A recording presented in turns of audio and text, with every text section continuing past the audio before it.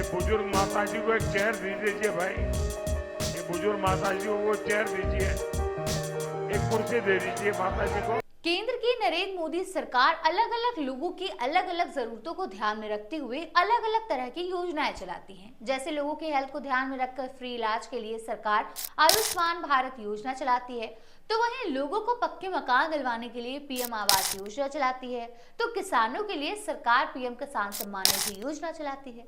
सरकार की ये सभी योजनाएं गरीब और जरूरतमंदों के लिए होती है। सरकारी योजनाएं चलाने के पीछे सरकार का एक ही मकसद होता है, लोगों की जिंदगी में सुधार लाना, उनका स्टैंडर्ड ऑफ लिविंग बढ़ाना। खैर, आप हमें बताइए, ऐसा कौन सा घर होगा जहां बुजुर्ग नहीं होंगे? अरे आपके दादा दादी, नाना नानी और जो बहुत खुशकिस्मत लोग होते हैं, उनके यहाँ तो पर दादा दादी और पर नाना नानी तक भी होते हैं। तो वहीं कुछ घराने में लोग ऐसे भी होते हैं जहाँ शारीरिक रूप से कमजोर यानी फिजिकल हैंडीकैप्ड लोग भी मिल जाते हैं। इनफैक्ट कई घरों में जो बुजुर्ग लोग होते हैं वही लोग बढ़ती उम्र के चलते शारीरिक रूप से विकलांग हो जाते हैं। तो ऐसे में सवाल यह आता है कि बुजुर्ग और विकलांग यानी फिजिकली चैलेंज्ड लोगों के लिए क्या सरकार किसी तरह की कोई योजना चलाती है? तो इसका जवाब है जी हाँ। मोदी सरकार की एक योजना है जिसका नाम है राष्ट्रीय वयोश्री योजना। इस योजना के तहत जो गरीब वरिष्ठ नागरिक होते हैं यानी जिनकी उम्र 60 साल या उससे ज्यादा की होती है, उन्हें फायदा मिलता है। केंद्र सरकार की इस योजना के तहत आर्थिक रूप से कमजोर वरिष्ठ नागरिकों को सहायता प्रदान करने के लिए ये योजना चलाई गई है। ये योजना कमजोर व गरीबी रेखा से नीचे आने वाले यानी बिलो पॉवर्टी लाइन की श्रेणी में आने वाले वरिष्ठ नागरिकों को पहचान दिलाती है, जिससे वो व्हील चेयर से लेकर अपनी जरूरत की चीजों को विदाउट एनी फीस के हासिल कर सकते हैं। लेकिन जैसा कि आपको मालूम है कि किसी भी योजना का फायदा लाने के लिए कुछ शर्त रखी जाती है, तो ठीक वैसे ही राष्ट्रीय वयोश्री योजना के तहत फायदा लेने के लिए भी कुछ एलिजिबिलिटीज तय की गई है। तो अगर कोई वरिष्ठ नागरिक तय की गई एलिजिबिलिटीज पर खरा नहीं उतरता तो वो इसके लिए लाभान्वित नहीं समझा जाएगा। तो ऐसे में अब सवाल उठते हैं कि किन वरिष्ठ नागरिकों को राष्ट्रीय वयोश्री योजना से मिल सकता है फायदा, कैसे कर सकते हैं इसके लिए अप्लाई? आइए सारे सवालों के जवाब जानते हैं।